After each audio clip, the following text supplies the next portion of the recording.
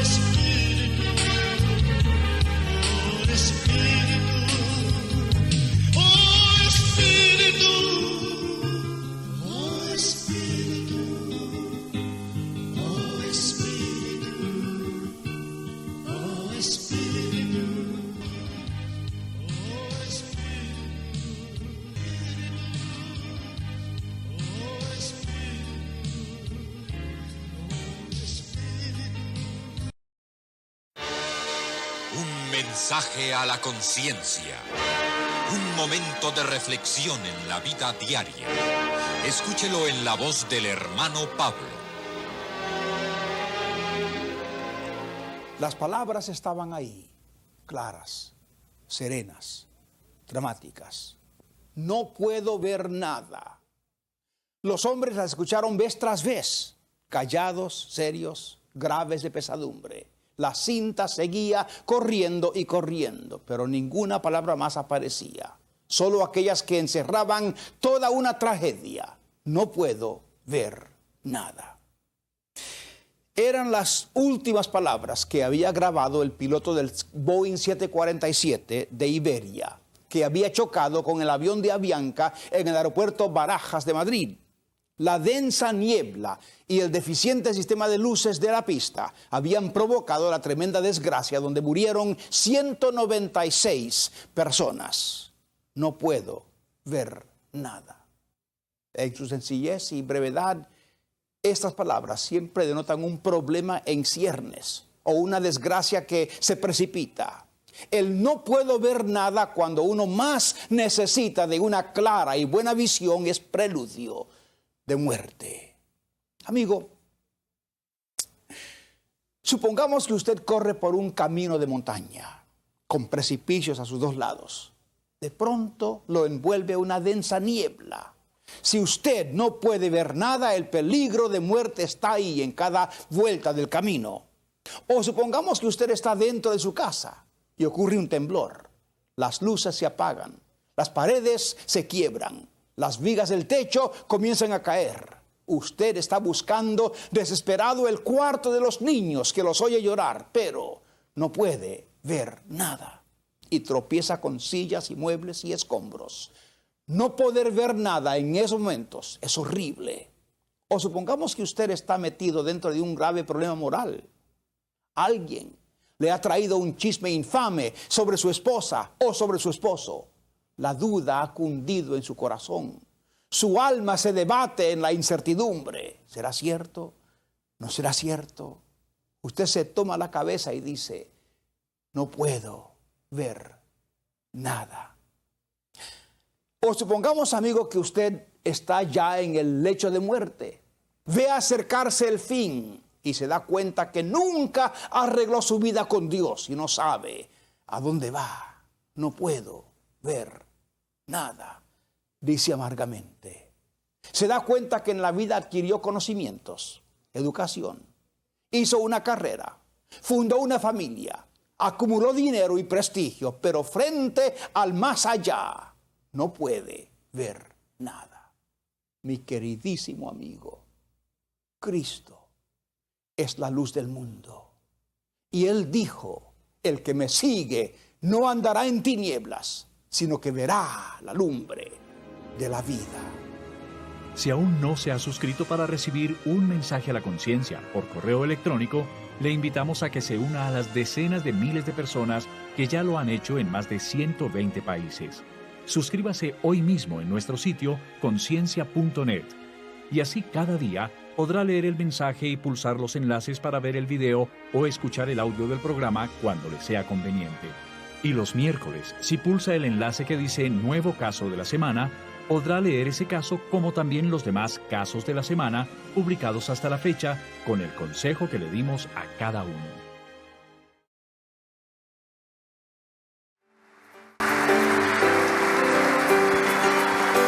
Pónganse de pie, cantemos. Es exaltado, en lo alto exaltado es el Rey. Le alabaré. Es exaltado, por siempre exaltado, y yo le alabaré. Él es Señor, canten. Él es Señor, por siempre Él reinará. Su creación en Él se gozará. Es exaltado, en lo alto exaltado es el Rey. Oh, es exaltado, en lo alto exaltado es el Rey. Alguien diga amén.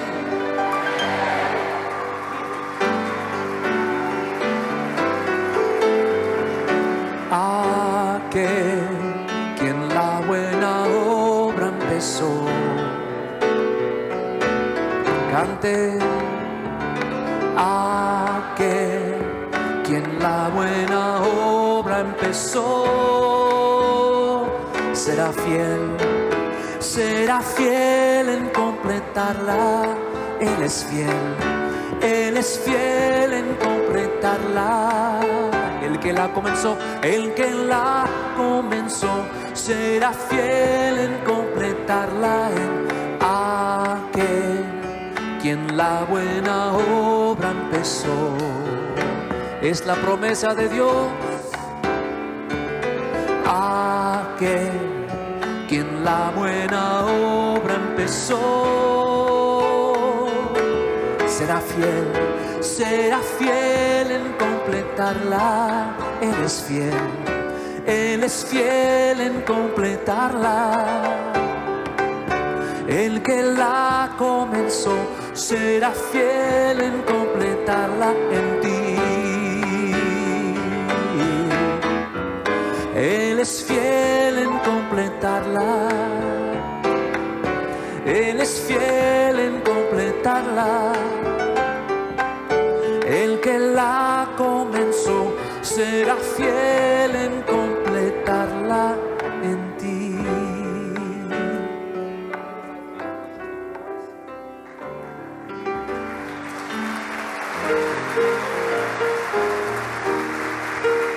Oh, tu fidelidad, oh, tu fidelidad, cada momento la veo en mí. Nada me falta, pues todo provees. Grande Señor es tu fidelidad. Oh Dios eterno, tu misericordia ni una sombra de duda tendrá.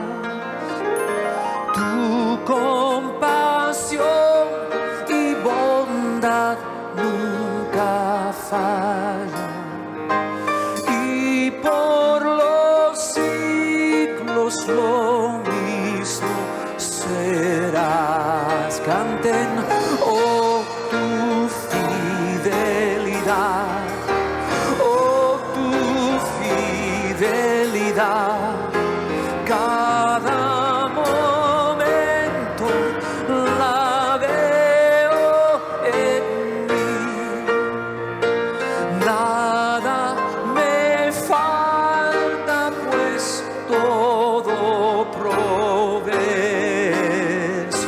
grande Señor, es tú, grande Señor, es tú, grande Señor, es tú,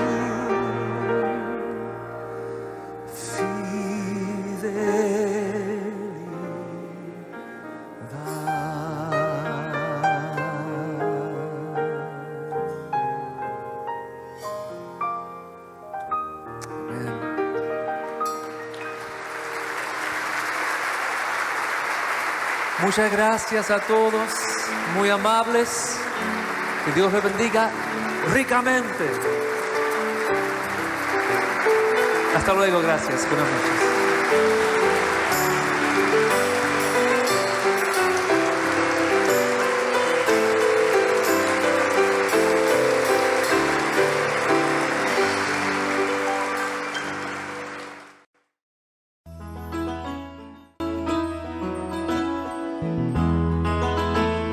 No solo de pan vivirá el hombre, sino de toda palabra que sale de la boca de Dios.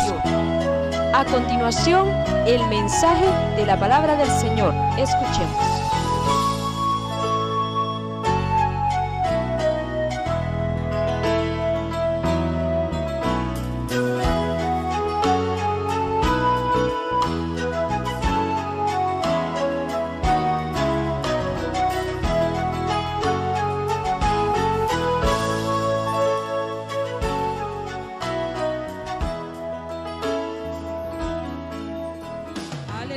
Gloria al Señor para siempre. Oseas, en su capítulo número 8, vamos a estar leyendo en esta hora. Gloria sea al Señor. Y en base a ese versículo de la Escritura hemos colocado el tema: porque sembraron viento y torbellino segarán. Dios tenga misericordia de todos nosotros. Amén. Oseas capítulo 8, verso 7, leemos: cada uno de nosotros, y alabanza del Dios del cielo dice así: porque sembraron viento y torbellino segarán, no tendrán mies, ni su espiga hará harina, y si la hiciere, extraños la comerán. Poderoso es Dios. Hasta ahí la lectura, amado hermano, puede tomar su lugar. Hay un encabezado en el capítulo número 8 que dice: reprensión de la idolatría de Israel. Poderoso es Dios. Continuamente Dios hace estos énfasis en la palabra del Señor, pero vamos a hablar un poquito acerca de la cosecha. La cosecha es el resultado de la siembra. En otras palabras, si usted no siembra, no va a haber cosecha. Si yo no siembro, no puedo ir al campo a ver la cosecha, porque no he sembrado. La cosecha es el resultado de la siembra de buena semilla en un buen suelo, con porciones adecuadas de sol, de humedad y fertilizante. Porque a veces no se da la cosecha porque o no hay fertilizante, o no hay buen sol, o no hay lluvia. Por eso hacemos ahí el señalamiento de que todo eso tiene que cooperar para una cosecha. Y mire esto: una sola semilla puede producir múltiples frutos en buenas condiciones. Una sola semilla. Mire qué impresionante. O sea, si yo siembro una semilla de aguacate, no me va a producir un aguacate, me va a producir varios aguacates. Entonces, por eso dice aquí que, gloria sea al Señor, una sola semilla puede producir múltiples frutos en buenas condiciones. Sin embargo, y ahora ya vamos al pasaje que leímos. Sin embargo, Israel había arrojado su semilla espiritual, dicen los estudiosos, al aire. Usted sabe que no es lo mismo que usted vaya y coloque la semilla en el campo, ya arado, ya preparado, a que usted la tire al aire. No va a ser igual. Algunas caerán en buena tierra, otras no caerán bien en la tierra y se perderán. Los estudiosos dicen entonces que Israel había lanzado su semilla al aire al dedicarse a actividades que no tenían sustancia, al igual, decían ellos, que el viento que va y viene su idolatría. Mire lo que le estaba pasando a Israel. Su idolatría y sus alianzas con extranjeros no le ofrecían protección. Continuamente, y leímos el encabezado del capítulo 8 que dice reprensión de la idolatría de Israel. Continuamente Israel estaba teniendo otros dioses aparte de Jehová. Ellos continuamente tenían o adoraban otros dioses. Pero mire qué tremendo, un comentarista dice, gloria sea al Señor, sobre esa frase que leímos, sembraron viento. Eso fue lo que leímos. Este estudioso de las Escrituras dice, eso significa que ellos hacían vana ostentación de adoración. Le menciono que es, o sea, que ellos no hacían una adoración que salía del corazón. Ellos adoraban, pero lo hacían en una manera de ostentación. Y le digo que es una persona que ostenta. Una persona que ostenta está exhibiendo algo. Lo está haciendo para llamar la atención, para jactarse de algo que tiene. Eso es una ostentación. O sea que yo no lo hago sinceramente, yo lo hago para que me vean. Dios nos ayude a todos nosotros. Que nuestra adoración no sea para que nos vean. Que mis lágrimas no sea para que digan, ay, la hermana cómo se quebranta ante el Señor, cómo adora. Que Dios nos ayude a todos nosotros. La ostentación no es otra cosa que una provocación o una incitación para una respuesta negativa. Mire qué tremendo. O sea que yo puedo ostentar de algo para molestar a otro. Ejemplo, yo me puedo poner un vestido bien lindo y pasar hasta 10 veces en el pasillo, que me vean, y que alguien se pueda sentir mal. Dios mío, ¿qué tanto pasa al hermano? Yo no tengo, pero más que este que traje y ella tanto que pasa, tanto que lo exhibe. Eso es ostentar, que el fin que yo estoy buscando no es sano, que el fin que yo estoy buscando es llamar la atención y hasta molestar a alguien. Mire qué tremendo. Y por eso me llamaba la atención los que analizan este texto. Cuando ellos leen esto, explican esto, ellos dicen porque sembraron viento. Y ellos dicen esa frase de sembraron viento, al leer el idioma original cuando se escribió, ellos dicen que ellos hacían vana ostentación, o sea, ellos presumían de adorar a Dios, pero no lo hacían de corazón. Mire qué tremendo. ¿Y por qué estamos diciendo esto? ¿O por qué ellos analizan esto? Por lo que sigue diciendo después de eso. Pues después de eso dice, porque sembraron viento. Pero mire la siega, y torbellino segarán. Usted sabe que algo que yo siembro tiende a multiplicarse en la siembra. Saldrá más. Por eso Dios dice, sembraron viento, sembraron algo pequeño, pero eso fue cobrando fuerza. Eso fue cobrando en abundancia y vino a ser ¿qué? Un torbellino. Poderoso es Dios. ¿Cuál era la situación del pueblo? Que ellos adoraban, pero no lo hacían fielmente, no lo hacían con fe, no lo hacían con obediencia. Y es que mire, amado hermano, la adoración que yo le doy a Dios tiene que ir proyectada con mi fe hacia Él. Tiene que ir proyectada con mi obediencia hacia Él. Tiene que ir proyectada, porque si no, eso es una hipocresía. Eso no es verdad. Eso es como cuando viene el niño, ¿verdad? Y beso aquí, y beso acá, y nos besa por todos lados. Y eso como que nos suaviza, como que nos bota, ¿me entiende? Y después que ya besó todo el rostro dice, yo quiero tal cosa. Entonces como ya doblegó, ya el carácter está suave, entonces viene lo que quiere. En otras palabras, el besuqueo no era mero cariño, era porque quería algo. Eso es lo que está diciendo el escritor, que el pueblo llegaba, aparentemente adoraba, pero en ocasiones solo lo hacían para ser vistos, para que los demás los vieran, pero no era sincero.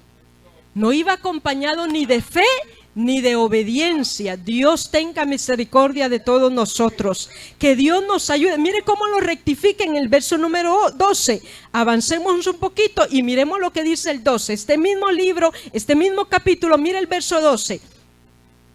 Gloria sea al Señor. Mire lo que dice Dios. Le escribí las grandezas de mi ley y fueron tenidas por cosa extraña. Ahí es donde Dios está manifestando. Yo le di la grandeza de mi ley, yo le di mis ordenanzas, yo le di mis mandamientos, pero ¿qué hicieron ellos? Las tuvieron como cosa extraña. O sea, no les interesaba el ser obedientes a las leyes de Dios. Aunque las leyes fueron escritas para ellos, Israel las tenía como cosa extraña. Y mire el comentario que encontré cuando leía esto. Mire este comentario que me impresionó, me impactó el corazón. Mire lo que dice: es muy fácil escuchar un sermón. Yo me pongo en el lugar suyo sentada ahí. Es muy fácil escuchar un sermón y pensar, mire lo que dice, y pensar que toda la gente que conocemos debería estar escuchando ese sermón. En otras palabras, ¿qué hacemos? Que igual es la tendencia humana. Estoy escuchando el sermón y digo, ah, sí, eso está bien para fulanito. Ajá. Eso está bien para menganito. Ay, qué bueno que se lo diga. Que le alce la voz la hermana. Que se lo vuelva a repetir. Esa es la tendencia humana, esa es la tendencia de nuestra carne. Y mire lo que sigue diciendo. Dice, o cuando leemos la Biblia y pensamos en personas que deben hacer lo que la Biblia enseña. O sea, leemos un pasaje, este está buenísimo, dice, para fulano de tal. Este se lo deberían de decir a mi esposo. Este se lo deberían decir a mi madre. ¿Me entiende? Esa es la tendencia humana. Uy, qué bueno sería que fulano leyera esto y aprendiera. Los israelitas hacían esto constantemente. Aplicaban las leyes a otros, pero no a sí mismos. Mire qué tremendo. Esa es la tendencia humana. Dígale a fulano, como dijo alguien. Fíjese que dijo esta persona. Fíjese que qué curioso. Cuando decimos en la iglesia charlas para matrimonios, la esposa dice, hay que llevarlo. A él hay que llevarlo. Y dice, y casi lo toman de la mano y se lo ponen frente al pastor. Y casi le dicen, pastor, órele por favor, órele. Dígaselo. Eso decía esta persona que da charlas para matrimonios. Y él decía, eso visualizamos muchísimas veces. ¿Por qué? Porque esa es la tendencia humana. Eso era lo que hacía precisamente el pueblo. Pero el consejo para nosotros, ¿cuál es? El consejo para nosotros es que nosotros cuando escuchemos un mensaje, cuando leamos un pasaje en la Escritura, no nos dediquemos a repartirlo, sino que tomemos nuestra porción. Tomemos nuestra porción y comámosla, amado hermano, y hagamos que esta carne que no quiere la digiera. Porque la carne es la que no quiere. El espíritu está dispuesto, dijo el Señor, pero tu carne es débil. Tu carne no quiere, tu carne no desea, no aspira. Dicen los comentaristas, esa es otra manera de eludir la palabra de Dios. ¿Cuándo qué? Cuando nosotros solo nos dedicamos a repartir. Yo he tenido esa experiencia. Cuando de repente una persona está oyendo un buen mensaje y un día me llamó alguien y me dijo, escuche ese mensaje. Aleluya, dije yo, me repartió. Y eso, no, hermano, y en cierta manera está bien, pero ¿será que se comió su porción? Eso no lo sabemos.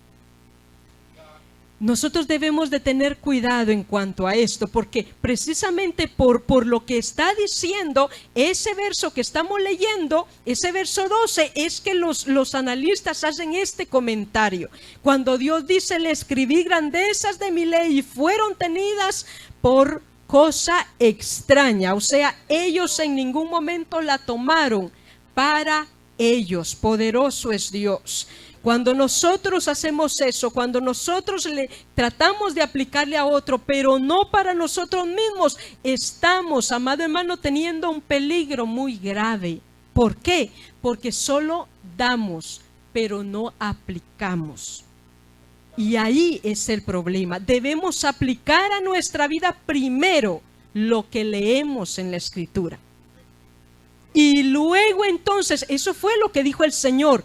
Cuando tú mires la paja la viga que está en tu propio ojo, podrá ver la paja que está en el ojo de tu hermano.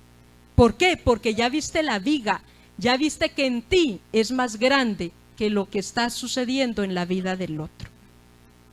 Noté que por eso fue que el Señor lo dijo, y por eso nosotros debemos de tener cuidado. Vayamos a Gálatas, gloria sea al Señor, donde vamos a ver un poquito más acerca de la siembra. Miren cómo lo dijo el apóstol Pablo, Gálatas en su capítulo número 6. Miren lo que él mencionó, gloria sea al Señor, acerca de precisamente la siembra. Y cómo, gloria sea al Señor, Dios aplica eso de la siembra. Verso número 7 del capítulo número 6 de Gálatas. Mire lo que dice: no os engañéis. Mire qué tremendo. Note que nosotros podemos engañarnos a nosotros mismos. Por eso es que el escritor dice: no os engañéis, no te engañes a ti mismo. Poderoso es Dios. No os engañéis. Dios no puede ser burlado. O sea que el ser humano intenta burlar a Dios. Claro que lo intenta burlar muchísimas veces. Por eso el escritor dice: no os engañéis, Dios no puede ser burlado, pues todo lo que el hombre sembrare, eso también segará. Eso fue lo que leímos anteriormente. Sembraron viento, ¿y qué segaron? Torbellino. Note que aquí él dice: no se engañe, Dios no puede ser burlado, lo que usted siembra lo segará. Poderoso es Dios. Si yo siembro para mi carne, si yo siembro para mis deseos, porque eso puede pasarnos muchas veces, sembrar para nosotros mismos, para nuestros deseos. Si hago eso, cosecharé lamentos y maldad. Y si planto para agradar a Dios, cosecharé gozo y vida eterna. Mire lo que dice Corintios. Vayamos a Corintios y mire cómo lo dice aquí el apóstol. Y aquí vamos a poner un breve ejemplo para que podamos entender un poquito más. Segunda de Corintios en su capítulo número 9. Gloria al Señor para siempre. Capítulo número 9 de Segunda de Corintios, su verso número 6. Háganme favor de leerlo ustedes. ¿Qué dice? Este lo conocemos mucho porque lo leemos en varias ocasiones, lo leemos y lo aplicamos a la economía. ¿Qué dice ahí?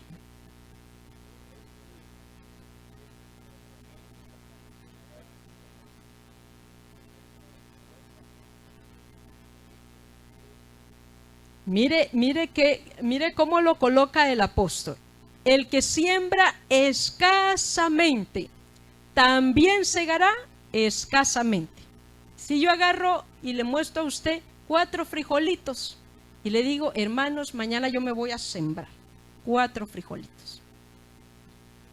Inmediatamente, ¿cuánto cree usted que puedo segar de esos 4 frijolitos? Tal vez 2 ejotes, 4 ejotes, 8 vainas a lo más de frijoles. Vainas. Porque eran 4 frijolitos.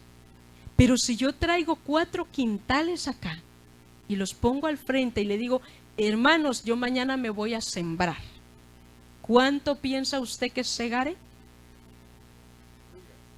segaré un montón, porque fueron 4 quintales.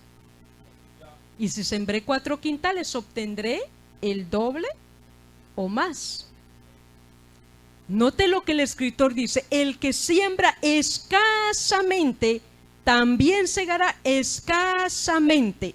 Pero el que siembra generosamente, generosamente también segará. Y hemos puesto ese ejemplo. Ahora yo le digo, imaginemos que yo les digo, hermanos, yo mañana me voy a la siembra y en los 4 quintales las semillas que tengo no son de frijoles, las semillas que tengo son de generosidad. Las semillas que tengo son de bondad. Las semillas que tengo son de ayudar a otros. ¿Será que segaré de eso que sembraré? Sí se siega, hermano. Sí se recoge. A veces nos quejamos que la vida es dura, pero a veces no hemos sembrado. A veces nos quejamos que nos va mal, pero es porque no sembramos. Entonces, como no sembramos, no recogemos. O sea, a veces es muy difícil para una persona ser generosa. Para una persona a veces es muy difícil ser misericordioso. Y como no siembra, no recoge. Esas semillas son las que se pueden sembrar. Y yo tengo aquí una moraleja que encontré en cuanto a precisamente a sembrar generosamente. Yo voy a leérsela y yo quiero que usted tome muy en cuenta el nombre que yo voy a leer al inicio. Mire lo que dice.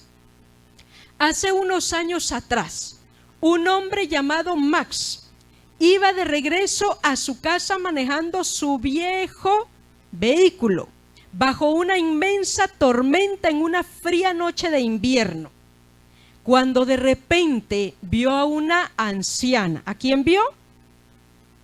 ¿Cómo era el nombre del personaje? Muy bien, están bien para una clase. Mire lo que sigue diciendo. La anciana estaba parada en la orilla de la carretera que tenía una llanta ponchada en su Mercedes del año. El hombre observó que la anciana necesitaba ayuda y decidió pararse para ayudarla y cambiar el neumático. Después de terminado su servicio, cubierto de frío, sobremojado, sucio, le preguntó la anciana: ¿cuánto le debo? El hombre respondió, note la respuesta, con una sonrisa: no es nada. Pero la próxima vez, le dijo, que vea a alguien que necesite su ayuda, bríndesela. Y piense, le dijo él, en mí. La anciana le sonrió y se lo agradeció. Poco después arrancó su lujoso carro y siguió su camino. A los pocos kilómetros por la carretera, la anciana vio una pequeña cafetería y decidió pararse a cenar y tomarse un café. La mesera, viendo que la anciana entró al lugar un poco mojada, le ofreció una toalla para secarse. Después la invitó a sentarse y la atendió como una reina, siempre amable y sonriente, dando un excelente servicio. La anciana observó que la mesera estaba embarazada, en su último mes, cansada, agotada y con un poco de dolor. Entonces se acordó de Max. Al terminar su comida, pagó con un billete de $100. La mesera fue para conseguir el cambio y cuando regresó, la anciana ya se había ido.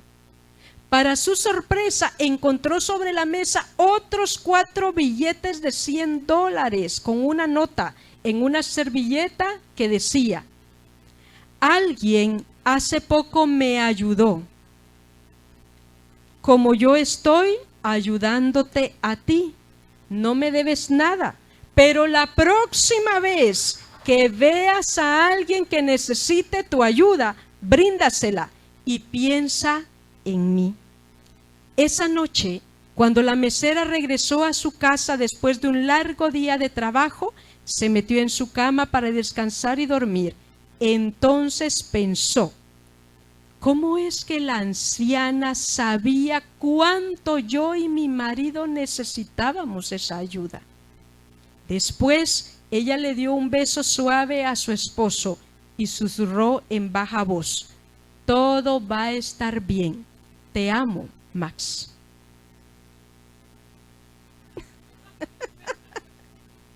En otras palabras, el bien que Max hizo estaba viniendo de vuelta aquella misma noche. Él sembró y recogió. Y la moraleja es: todo lo que va, viene. O sea, lo que yo hago, regresa. Y dice el que escribió esta moraleja, y otro dice: lo que siembras, cosechas. Note que yo puedo sembrar generosidad y recogerla. Yo puedo sembrar bondad y recogerla. Yo puedo sembrar buen trato y recibirlo. Yo puedo sembrar muchas de esas cosas y me volverá tarde o temprano. De hecho, cuando el apóstol Pablo habla precisamente de hacer el bien, él dice: no os canséis de hacer el bien, porque a su tiempo segarán, si no desmayan. En otras palabras, tendrán la tendencia a no seguir haciendo el bien. Vas a tener la tendencia a ya no hacer otro favor. Vas a tener la tendencia a ya no ayudarle a nadie más. Vas a tener esa tendencia. Tu carne, tu humanidad te dirá: ¿para qué otra vez? ¿No ve que nadie agradece? ¿No ve que nadie da gracias? ¿No ve que mal se portan? La carne dirá: no lo hagas. Pero el apóstol Pablo dice: a su tiempo segarás. A su tiempo tendrás la cosecha. A su tiempo va a producir. A mí me llama la atención que cuando yo iba a la escuela nos ponían a sembrar y nos decían que sembráramos en un poquito de algodón mojado y que ahí pusiéramos unos granitos de frijol y unos granitos de maíz. Y yo me acuerdo cómo lo poníamos y a mí me encantaba. Todos los días iba a ver y me encantaba cuando veía que ya había salido del frasco. Y se lo llevaba muy alegre al maestro porque había funcionado mi siembra. Imagínense cómo me puse cuando por primera vez sembré y vi que la milpa creció y me dio mazorcas. Me dio elotes. Eso fue una satisfacción más grande. La siembra da resultado. Pero la pregunta es: ¿cuánto sembramos y cómo sembramos? ¿Qué es lo que sembramos? Note que el pueblo sembró viento y segaron torbellino. ¿Qué es lo que sembramos nosotros? ¿Qué siembro en mi esposo? ¿Siembro el que lo ayuda? ¿O siembro el que no me moleste? ¿Qué siembro? ¿Qué siembro en mis hijos? ¿Qué siembro en ellos? Yo sé que la vida no es fácil.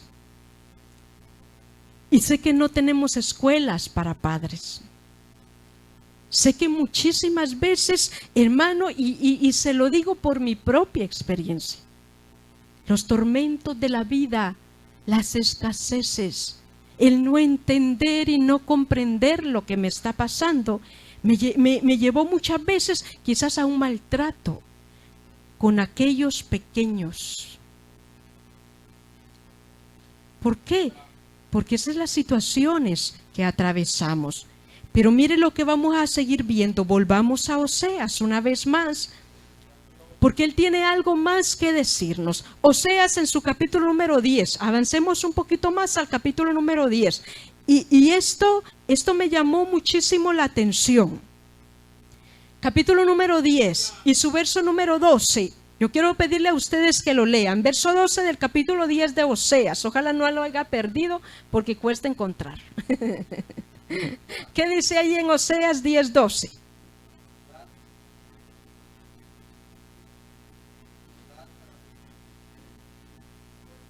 Ujú.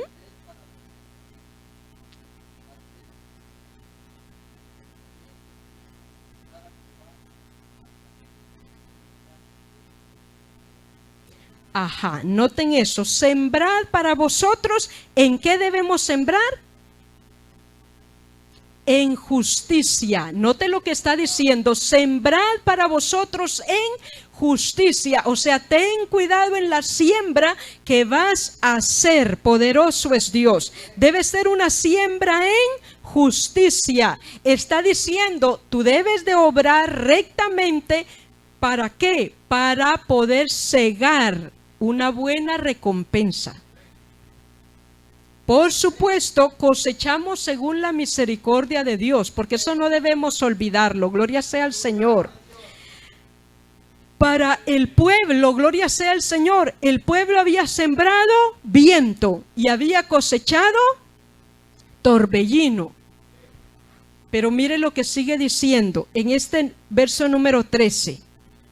¿Habéis arado qué? Impiedad, y cegasteis iniquidad. Mire qué tremendo, mire lo que el pueblo sembraba. Mire lo que sigue diciendo, comeréis fruto de mentira. Mire el fruto que les iba a dar lo que ellos sembraban, fruto de mentira.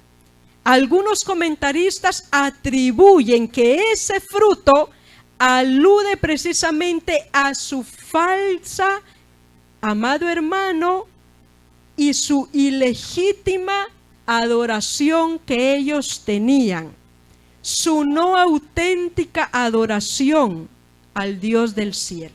En otras palabras, como lo hiciste falsamente, como no lo hiciste de la manera sincera que Dios merece, entonces comeréis fruto de mentira. ¿Qué era lo que el pueblo hacía? Adoraba solo para ser vistos, pero no realmente a Dios, porque allá tenían otros dioses que ellos adoraban y en quien ellos confiaban. Al mismo tiempo, el pueblo se apoyaba su confianza en la gente, en el ejército que tenía, porque en este tiempo era cuando iban a llegar ya para llevarse cautivos a los del pueblo, para invadir aquel pueblo, amado hermano, y entonces ellos tenían más confianza en las fuerzas humanas que en Dios. Y eso es peligroso. Cuando nosotros confiamos más en cosas de esta tierra. Y usted no me dejará mentir. A veces nos pasa a nosotros. Yo sé lo que es tener angustia por la economía. Y en esos momentos tan angustiosos es que Dios me ha preguntado, ¿en quién confía? O sea que usted confía si es que hay una cuenta en el banco. O sea que usted confía si es que mira ya los billetitos ahí entre la bolsa. En eso es que usted confía. Ay, hermano, cuando Dios le hace ver esas cosas a uno, eso es que uno dice, es verdad, es cierto. Yo en realidad no confié en Dios. Yo confiaba en que ya tenía la refri llena. Por eso estaba feliz y contenta. Pero cuando estaba vacía, ¿cómo me puse en mi carácter? ¿Cómo reaccioné con mi esposo? ¿Cómo reaccioné con mis hijos? ¿Cómo reaccioné con mi vecino? Con el de la tienda. El pueblo tenía eso. Ellos dicen que adoraban a Dios, pero en realidad su confianza era, tengo al otro Dios allá y al otro Dios allá, y si este no me ayuda, aquellos me van a ayudar. Eso hacía el pueblo. Y de paso decían, y estos ejércitos que tenemos es suficiente. Eso hacía el pueblo. Y eso es de lo que nosotros debemos preguntarnos a nosotros mismos. ¿En quién realmente confiamos? ¿Cuál es nuestra confianza? ¿El trabajo que tengo? que ya sé qué día me pagan y el chequecito ahí va a estar. ¿En quién confiamos nosotros? Por eso debemos, amado hermano, tener cuidado. El pueblo confió en su camino. Eso lo dice ese verso 13. Habéis arado impiedad, segasteis iniquidad. Les dice él, comeréis fruto de mentira porque confiaste en tu camino y en la multitud de tus valientes. En eso confiaste. Tú en realidad no confiabas en mí, dice Dios. Tú no estabas confiando en mí. Ellos confiaban en la mentira de que el poder militar podría mantenerlos a salvo. Vayamos a Job y mire cómo lo expresa el libro de Job, capítulo 4 de Job. Capítulo número 4 de Job y el verso número 8. Job está antes de los Salmos. 4:8. El que lo haya encontrado me hace favor de leerlo. ¿Qué dice el verso 8?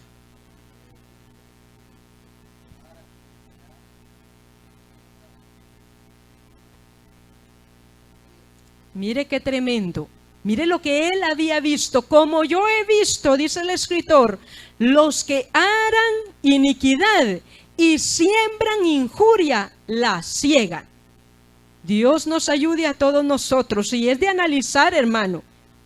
Es de analizar, es de que usted vaya a casa y busque la palabra ¿qué es injuria? Porque a veces no conocemos bien el significado de las palabras y decimos jamás he hecho eso, pero ni siquiera sabemos qué quiere decir. Note lo que dice el escritor. Yo he visto, dice él, los que aran iniquidad y siembran injuria, la ciegan, o sea, recogen lo que siembran. Miremos Proverbios 22:8. Y este me llamó la atención porque vamos a hablar un poquito acerca de esto que dice Proverbios en su capítulo número 22 y su verso número 8. Capítulo número 22 de Proverbios, verso número 8. Mire lo que dice: el que sembrare iniquidad, iniquidad segará, y la vara de su insolencia se quebrará. El que sembrare iniquidad. Le leo lo que dice otra versión que lo explica un poquito más. Otra versión dice: quien siembra injusticia cosecha miserias. Uy, hermano. Quien siembra injusticia cosecha miserias. Y la vara de su cólera, dice esa otra versión, desaparecerá. Mire qué tremendo. Esta lo explica un poco más. El que siembra injusticia. ¿Qué podríamos ver como una injusticia? Yo me atrevería a decir, quizás todos hemos cometido una injusticia alguna vez. A veces no la tenemos en nuestra mente, pero sabemos que alguna vez lo hicimos.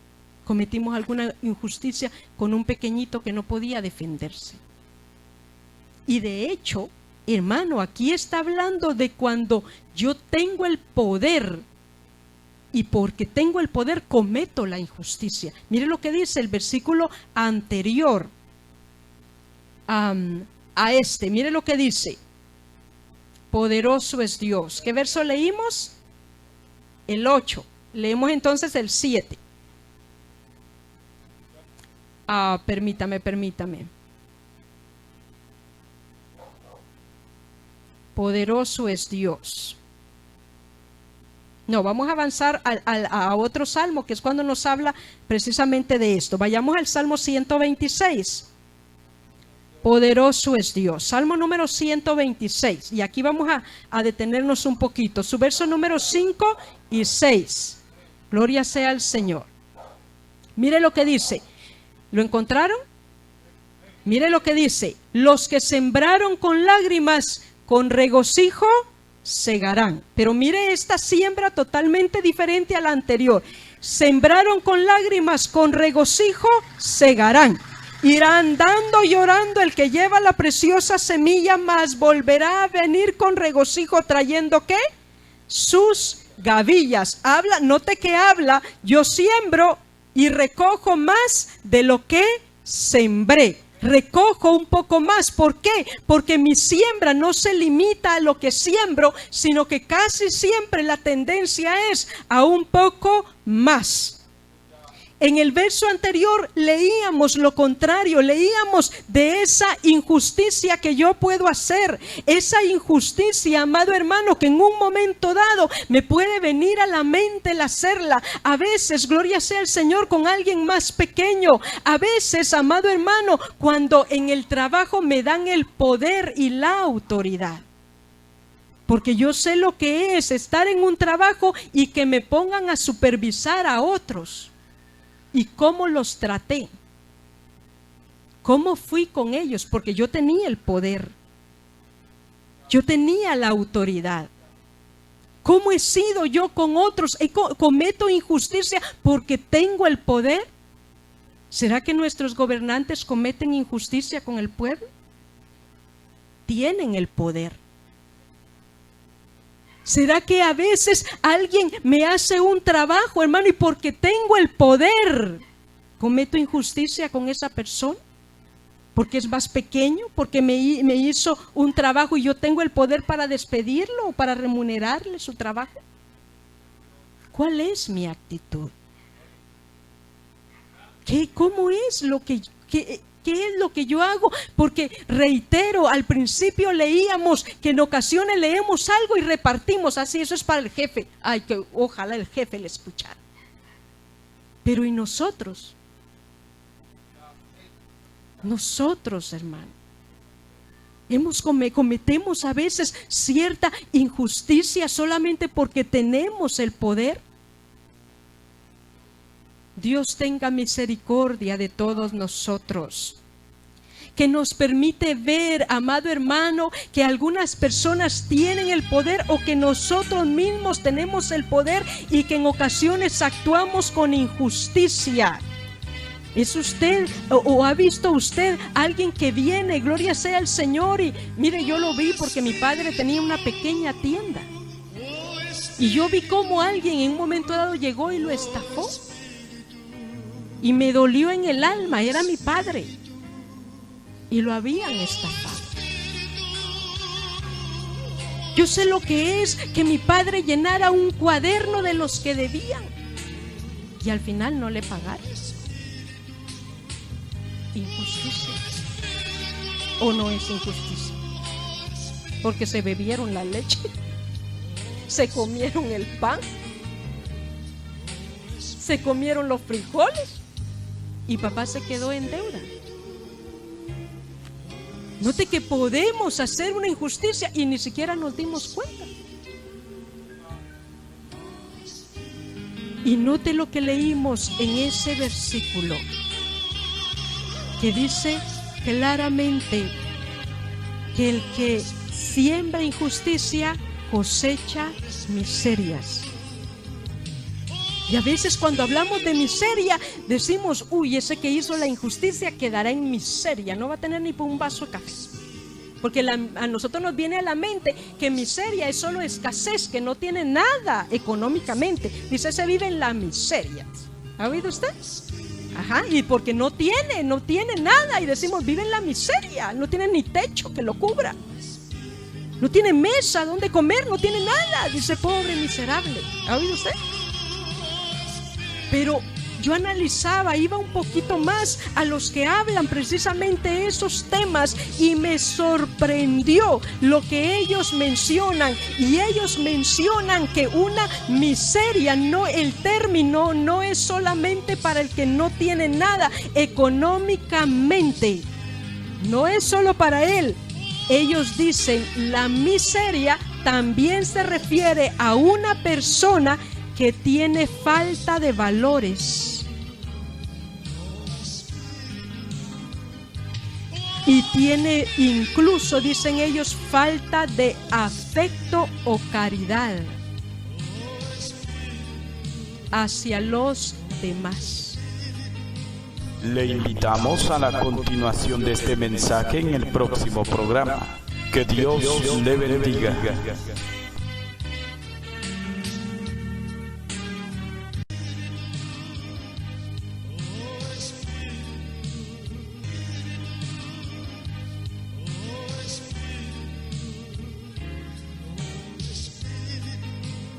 La Iglesia Cristiana presentó su programa Volviendo a la Senda de la Vida. Si ha sido de bendición y desea visitarnos, comuníquese con nosotros al 35 86 0000 35 86 0000. Recuerde que Jesucristo pronto viene. Le esperamos en el próximo programa. Que Dios le bendiga.